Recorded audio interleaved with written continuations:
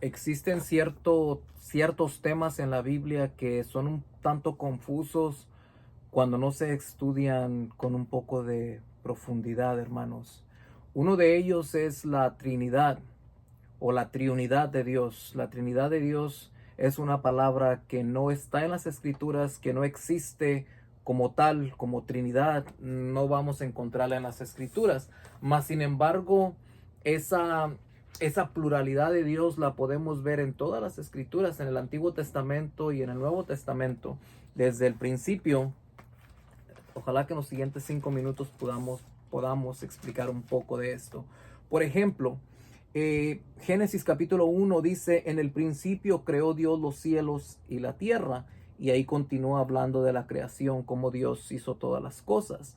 Pero la palabra Dios en nuestras versiones en español o en inglés, en español Dios, en inglés God, no, no expresa en su totalidad lo que es el original. En el idioma original, que es el hebreo, Moisés utiliza la palabra Elohim para para poder explicar que Elohim creó los cielos y la tierra. Elohim, la palabra Elohim se puede utilizar tanto en singular como en plural, dependiendo del contexto.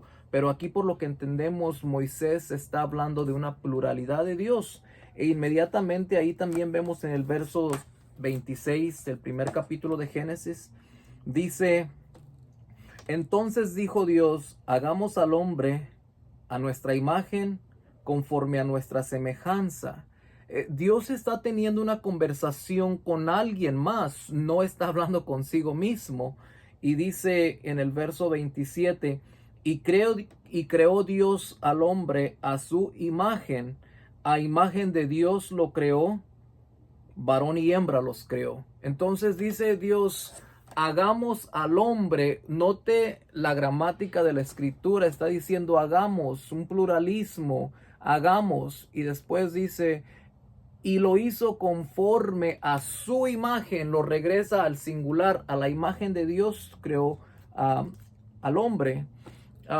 Hay muchísimas partes de la escritura, por ejemplo, también cuando la escritura es dada, la ley, perdón, es dada al pueblo de Israel por Moisés en el libro de Deuteronomio, capítulo 6, verso 4.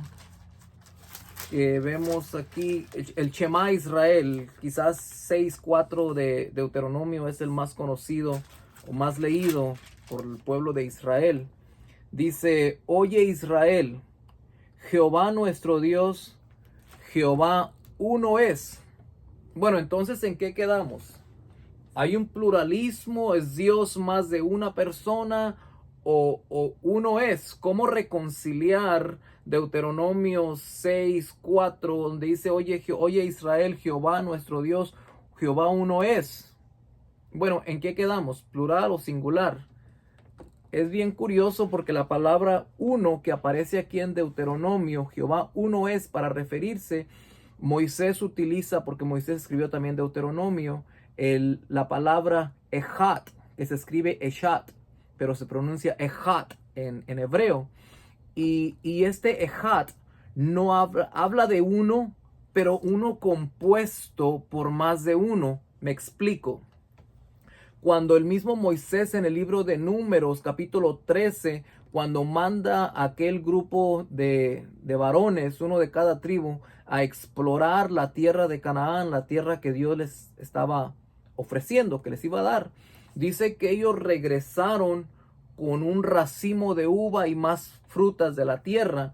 La palabra que se refiere ahí en racimo, dice un racimo de uvas, la palabra uno. Es la misma palabra que se utiliza aquí en Deuteronomio, que es la palabra ejat. Usted puede verificarlo en el original.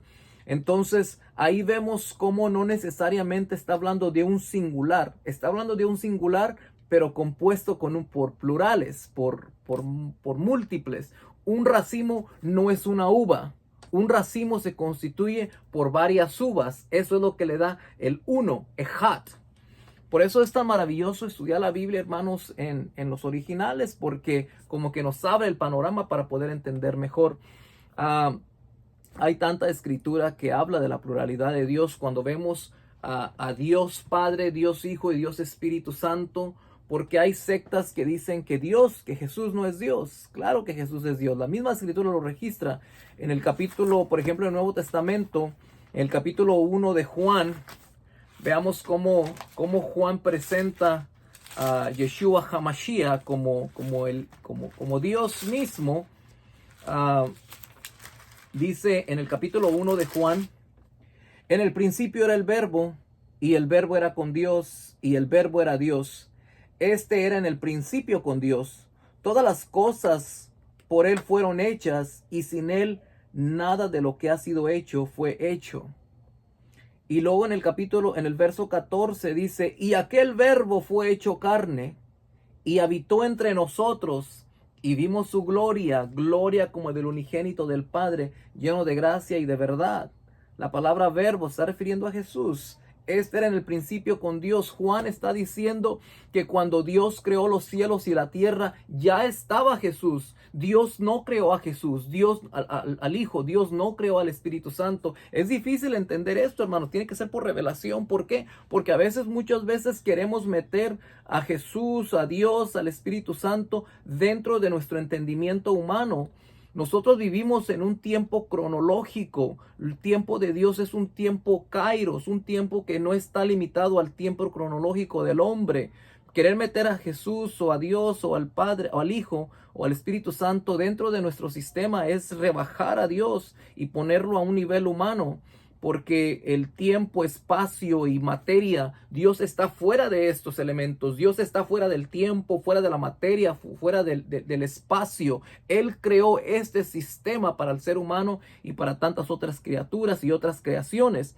También, hermanos, rapidito, el mismo apóstol Juan escribe en una de sus cartas, primera carta de Juan, capítulo 5, verso 7, dice: porque tres son los que dan testimonio en el cielo: el Padre, el Verbo y el Espíritu Santo.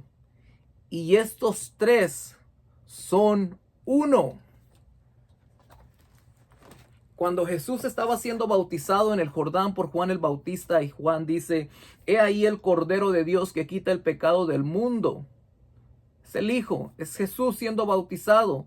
Dice que Juan vio al Espíritu Santo descender sobre Jesús en forma de paloma y se posó sobre él. Y entonces desde los cielos escuchó una voz que decía: este es mi Hijo amado, en quien tengo complacencia, a él oíd.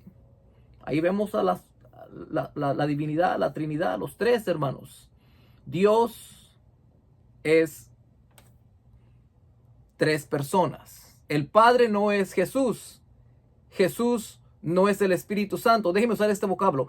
El Padre no es el Hijo y el Hijo no es el Espíritu Santo. El Hijo tampoco es el Padre tampoco es el Espíritu Santo.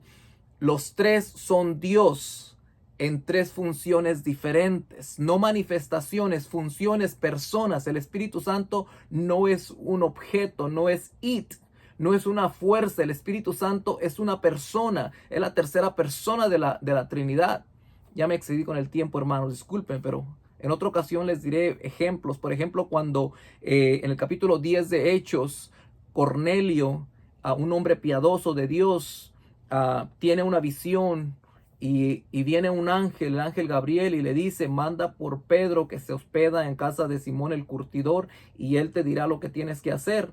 Al mismo tiempo, ya en donde está Pedro tiene una visión. Usted la conoce, la visión. Dice que mientras le preparaban su comida, Pedro subió a la terraza y de repente mira un lienzo que bajaba del cielo con animales impuros y una voz que le decía: Pedro, levántate, mata y come.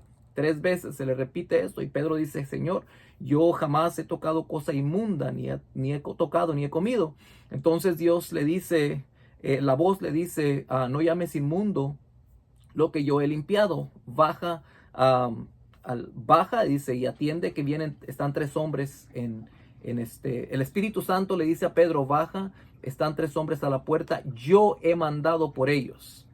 Entonces vemos cómo el Espíritu Santo tiene una personalidad. No fue el ángel el que fue a hablar fue el ángel que fue a hablar con con Cornelio, pero mandado por una orden. El Espíritu Santo toma crédito y dice, yo los he mandado. Hermanos, realmente la Trinidad, aunque la palabra Trinidad no aparece en las Escrituras, se puede explicar con la misma Escritura. Porque una de las reglas de la hermenéutica es que la Escritura se interpreta a sí misma.